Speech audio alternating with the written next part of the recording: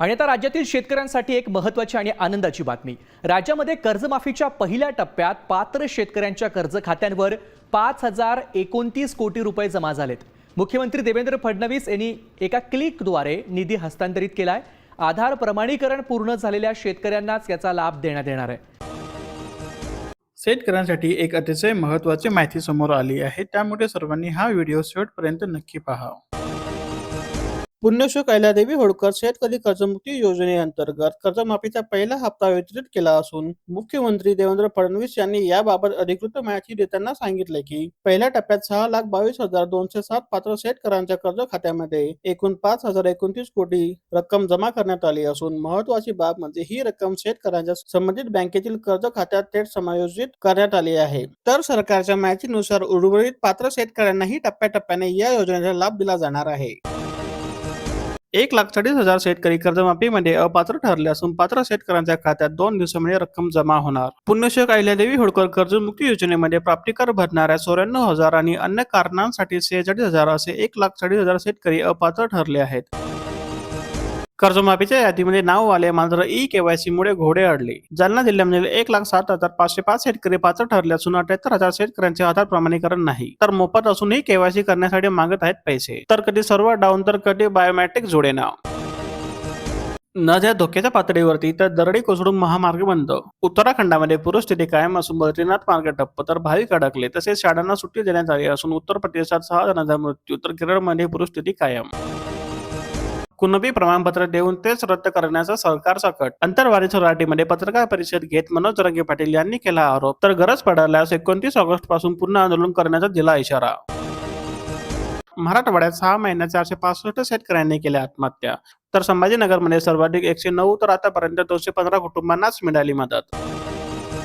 पीक विमा भरण्यात नांदेडचे शेतकरी मराठवाड्यात अव्वल ठरले असून मुदतवाढीनंतर 1,22,000 शेतकऱ्यांची पडली भर, तर गत वर्षीच्या अतिवृष्टीची घेतली शेतकऱ्यांनी धास्ती. पीक विम्याची रक्कम खात्यावर जमा होता शेतकरी सरसावले. गत वर्षीची आकडेवारी टाकली मागे, तर आठवड्याभरामध्ये 28,000वरून अधिक शेतकऱ्यांचे अर्ज झाले दाखल. राज्यामध्ये 30,000 शिक्षकांची भरती, तर पसंतीक्रम देण्यास 11 ऑगस्ट पर्यंत मुदत. राज्यातील शिक्षक भरतीला मुहूर्त मिळाला असून 30,209 रिक्त पदांसाठी मेगा भरती होणार आहे. तर स्थानिक स्वराज्य संस्था, खासगी व्यवस्थापनाच्या शाळांमधील शिक्षक सेवक व शिक्षक पदांची भरती पवित्र पोर्टलच्या माध्यमातून पारदर्शक आणि गुणवत्ताधारक पद्धतीने करण्यात येत असल्याची माहिती शालेय शिक्षक आयुक्त यांनी दिली. शेणातून मिळावा पैसा, तर सरकार देणार अनुदान.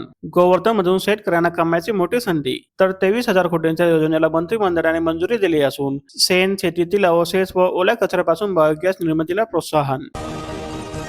गडचिरोली जिल्ह्यामध्ये 29 ते 31 जुलै दरम्यान अतिवृष्टीचा कहर, तसेच 1,200 हेक्टरचे नुकसान झाले असून 2400 शेतकरी झाले बाधित.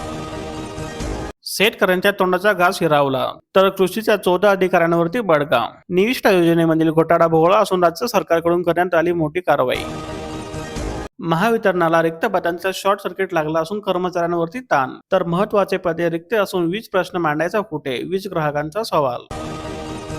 पशुधन विमा योजना लागू झाली असून 85% प्रीमियम अनुदान. या योजनेअंतर्गत पशुपालकांना अपघात, नैसर्गिक आपत्ती, नैसर्गिक मृत्यू किंवा रोगांमुळे पशुधनाचा मृत्यू झाल्यास आर्थिक संरक्षण मिळणार असून विमा प्रीमियमच्या 85% रकमेवर शासन अनुदान देणार असल्याची माहिती पर्यावरण व पशुसंवर्धन मंत्री पंकजा मुंडे यांनी दिली. कर्जमाफीच्या यादीमध्ये 3,800 मयत शेतकरी. जळगाव जिल्ह्यातील 65,000 पात्र शेतकऱ्यांना पहिल्या टप्प्यामध्ये लाभ मिळाला असून तब्बल 3,861 मयत शेतकऱ्याची नावे समाविष्ट असल्याचे समोर आले आहे. त्यामुळे या शेतकऱ्यांच्या वारसांना आवश्यक कागदपत्रे सादर केल्यानंतरच कर्जमाफीचा लाभ मिळणार असल्याने प्रशासनासमोरही मोठे आव्हान उभे राहिले. प्रधानमंत्री आवास योजनेसाठी आता राज्यभरातून करता येणार अर्ज, तसेच अर्ज प्रक्रिया खुली करण्याचा निर्णय घेतला असून संभाजीनगर जिल्ह्यामध्ये 11,120 घरांसाठी वाढवणार स्पर्धा. सांगली जिल्ह्यातील पाणीसाठा 31%. पूर्व भाग पावसाच्या प्रतीक्षेमध्ये असून गेल्या वर्षीच्या तुलनेत मोठी घट. पाणी पुरवठा संस्थांच्या शेतकऱ्यांना मोफत वीज कधी मिळणार? कोल्हापूर जिल्ह्यात 4,500 शेतकरी योजनेच्या लाभाच्या प्रतीक्षेमध्ये, तर जिल्ह्यामध्ये लहान मोठ्या 833 पाणी पुरवठा संस्था. निम्मा पावसाळा संपत आला तरी 33 टँकरने पाणी पुरवठा सुरूच. सोलापूर जिल्ह्यातील 45 गावे आणि 144 वाड्यांमधील 74,000 नागरिकांना टँकरने होत आहे पाणी पुरवठा. भीमेमधील विसर्ग झाला कमी, तर आठवडाभरानंतर नदीवरील 8 कोल्हापुरी पद्धतीचे बंधारे उघडे झाले. तसेच पंढरपूर तालुक्यामध्ये पुराच्या पाण्यात बंधाऱ्यावरील रस्ते, शेतीचे मोठे नुकसान झाले असून मंदिरे अद्यापही पाण्यामध्ये. माळशिरस तालुक्यात 10,000 हेक्टर क्षेत्रावर खरीप पीक पेरणी, तर सरासरी 68% पेरणी पूर्ण झाली असून मका आणि बाजरी पिकांची सर्वाधिक पेरणी. भीमेच्या पुराचा फायदा कर्नाटकला, तर महाराष्ट्रामध्ये ठोस उपाय का नाही, शेतकऱ्यांचा सवाल. तर पावसाळ्यातील अतिरिक्त पाणी साठवण्याची होत आहे मागणी. फार्मर आयडिया अभावी अकोला जिल्ह्यातील 6,300 शेतकरी लाभांपासून वंचित, तर अपुऱ्या माहितीमुळे शेतकऱ्यांमध्ये होत आहे संताप. दिव्यांग प्रमाणपत्राची फेड पडताळणी अपात्र ठरल्यास लाभांना खात्री, तर बुलढाणा जिल्हा परिषदेतील 880 कर्मचाऱ्यांची छाननी होत असून गैरप्रकार सिद्ध झाल्यास वसुली, तर निलंबनासह फौजदारी कारवाई. वेळेवर पीक कर्ज फेडणाऱ्या 60,288 शेतकऱ्यांना 1.5 कोटींचे व्याज, तर बुलढाणा जिल्हा बँकेला केंद्राकडून प्राप्त झाला निधी. वातावरण पोषक पिके डोलू लागली, तर विविध कीड रोगांचा मात्र छुपा हल्ला. तसेच पाणी साचलेल्या भागात अधिक काळजी आवश्यक, तर कमी खर्चातील जैविक फवारणीवर भर देण्याचा सल्ला.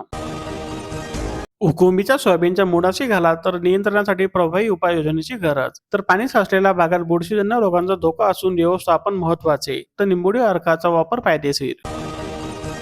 जळगाव जिल्ह्यातील 47,000 शेतकरी एनपीएच्या फेऱ्यामध्ये, तर 909 कोटींच्या थकबाकीमुळे ओढावले संकट. तसेच पीक कर्जातील थकबाकी सर्वाधिक. पिकांच्या पंचनाम्यासाठी जाणाऱ्या कर्मचाऱ्यांची वाढ बिकट. पंचनाम्यासाठी शेतापर्यंतचा मार्ग खडतर असून पुढील उपाययोजनाबाबत शेतकऱ्यांना मार्गदर्शन.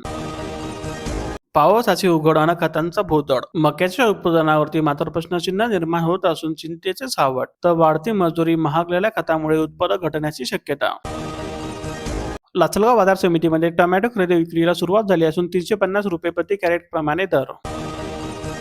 पुन्हा पावसाचा जोर, तर पंचगंगा स्थिर असून राधानगरीच्या 2 दरवाजामधून विसर्ग सुरूच.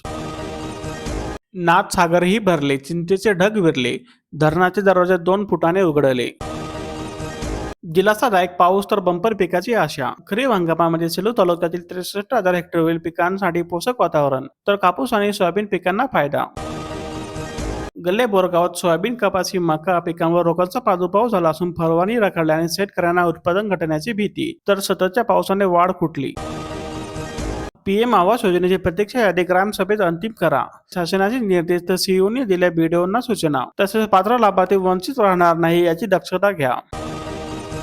तेजीला अचानक ब्रेक, तर हळदीचे भाव गडगडले. हिंगोलीच्या मार्केट यार्डमध्ये परिणाम झाला असून हळदीचे भाव एकच दिवसात क्विंटल मागे 500 ते 1000 रुपयांनी कोसळले. अशाच शेतीविषयक नव्या माहिती, ताज्या बातम्या आणि दररोजचे बाजारभाव पाहण्यासाठी आमच्या चॅनलला लाईक, शेअर आणि सबस्क्राईब करा.